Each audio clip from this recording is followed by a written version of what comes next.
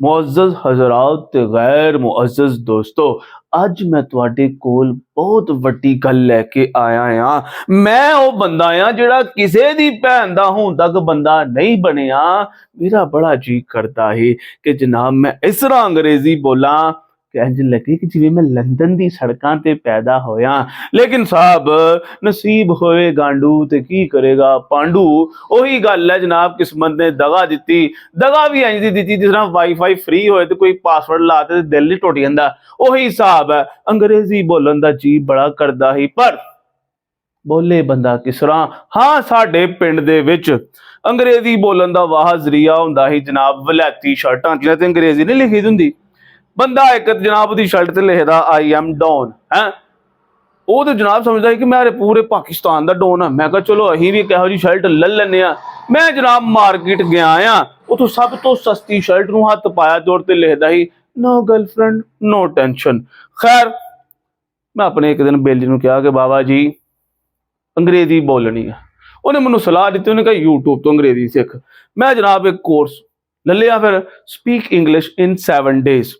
जनाब कोर्स खोलिया तो पहले उस्ताद मोहतरम ने फरमाया you can speak English, you just need confidence. मैं लै बई हूँ सिर्फ और सिर्फ कॉन्फिडेंस लभना है। कॉन्फिडेंस आ गया तो अंग्रेजी आ गई। ये वास्ते मैनू चाहिए ही एक बंदा। सारी गल है किसी बंदे नाल बंदा अंग्रेजी बोले तो फिर ही कोई थोड़ा बहुत जबान खुलती है। मैं जनाब अपने सज्जन नूं आवाज मारी कि मैं कहा चीज दे उरे आ। मैं listen bro, we are going to chai hotel, we drink tea, we speak English today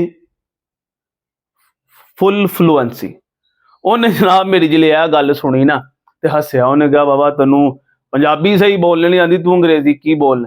ਪਰ ਮੈਂ ਗੱਲ ਦਿਲ ਤੇ ਲਾ ਲਈ। ਮੈਂ ਹੀ ਜਨਾਬ ਚਾਹ ਵਾਲੀ ਦੁਕਾਨ ਤੇ ਜਾ ਕੇ ਚਲ ਗਿਆ। ਮੈਂ ਕਿਹਾ ਚਾਹ ਵਾਲੀ ਨੂੰ ਗਿਵ ਮੀ ਟੀ फास्ट दो। जिले चाह ਨੂੰ मेरी अंग्रेजी समझ आ गई ना बाबा, उन्हें जिले पूछा कि किवें दी चाह पिएगा काका।